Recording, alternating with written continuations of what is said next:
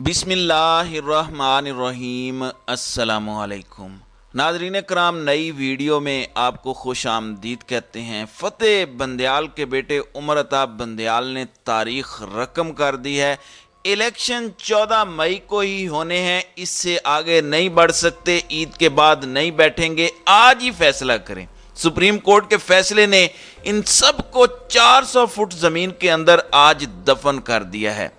Chief justice Umar Ata Bandial ने सबके कानों से यह कहकर धुआं निकाल दिया है कि किसी सूरत 14 मई इलेक्शन का फैसला वापस नहीं लेंगे।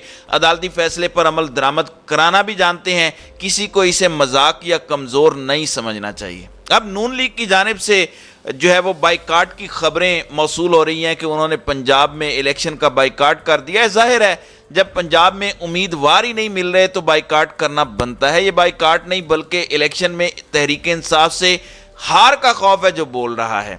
अब जो है वो सुप्रीम कोर्ट ने सियासी मुज़ाकरात के ज़रिए ये जो इनका मौक़िफ़ है कि एक ही दिन में इंतखाबात हों, सुप्रीम कोर्ट ने 4 बजे तक का टाइम तमाम सियासी जमातों को दिया है और कहा है कि 4 बजे तक आज फैसला करके बताएं, वरना 14 मई को पंजाब में इलेक्शंस हर सूरत होंगे। हुकूमती इत्तेहादी जमातों का सुप्रीम कोर्ट में जो मौक़िफ़ था, अमीर जमात इस्लामी का कहना था कि ईद कुर्बान के बाद आम इंतखाबात करवाने की तजवीज़ है, कोशिश करें रास्ता निकालने की। उस पर सुप्रीम कोर्ट ने कहा कि पंजाब में इलेक्शन 14 मई को होंगे और आगे डेट बढ़ाने का मसला जो है वो सुप्रीम कोर्ट का है, आपका नहीं है।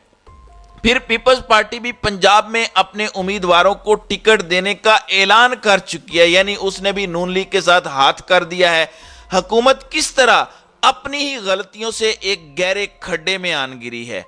और जो पाकिस्तान तहरीक इंसाफ है उनकी जानिब से ये कहना है कि आगे बढ़ने के लिए बातचीत होनी चाहिए, लेकिन एक ही हमारी बुनियादी शर्त है कि गुफ्तगू आइन से मावरा नहीं होगी और मुज़ाकरात के लिए माहौल होना चाहिए। लेकिन हमारे 3500 लोग पकड़े गए हैं।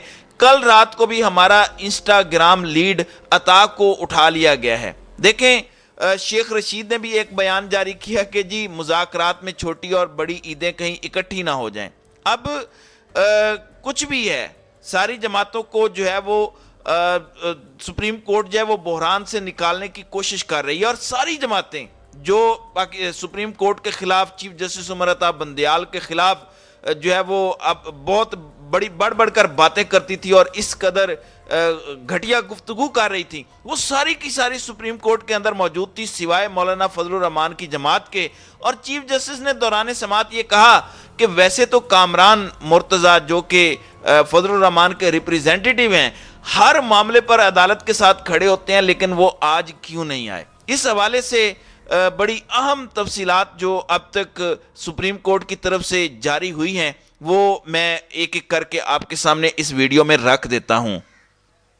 अब मुल्क भर में इंतखाबात एक साथ कराने की दरखास्तों पर समाअत के दौरान अदालत ने इन सियासी जमातों को 4 बजे तक मुज़ाकरात का वक्त देते हुए समाअत में वक्फा कर दिया है। मुल्क भर में एक साथ इलेक्शन कराने की दरखास्तों पर chief justice of Pakistan Umar Ata Bandial की सरबराही में 3 रुकनी बेंच जो है वो समाअत कर रहा है। बेंच में जस्टिस एजाजुल एहसन और जस्टिस मुनीब जो हैं वो शामिल हैं। इलेक्शन की तारीख पर सियासी इत्तेफाक राय के लिए सुप्रीम कोर्ट के 3 रुकनी बेंच ने आज सियासी कायदीन को तलब किया हुआ था और जब ये समाअत का आगाज़ हुआ है तो दरख्वास्त गुजार सरदार काशिफ के वकील शाह खाबर ने कहा कि उम्मीद है तमाम सियासी जमातें एक नुक्ते पर मुत्तफिक हो जाएंगी, एक ही दिन इंतखाबात से सब मसाइल हल हो जाएंगे। इस पर चीफ जस्टिस का कहना था कि हम अदालत के जरिए अहकामात जारी करें तो पेचीदगियाँ बनती हैं, सियासी जमातें अफवाम तफहीम से मामला तय करती हैं तो बरकत होती है। आज रमज़ान की 29वीं रात है,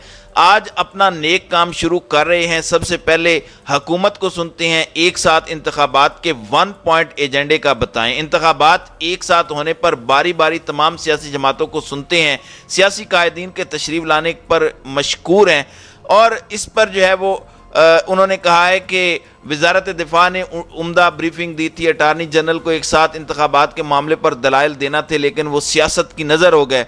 चीफ जस्टिस ने कहा कि फारूक एच नाइक ने भी कहा था एक साथ इंतखाबात हों। हमने फारूक नाइक से कहा था हमारा बाइकाट तो ना करें। अखबार में साबिक सदर आसिफ जरदारी का बयान पढ़ा। आसिफ जरदारी के मशकूर हैं, उन्होंने हमारी तजवीज़ से इत्तेफाक किया। बड़ी बात यह है कि नून लीग ने भी तजवीज़ से इत्तेफाक किया है।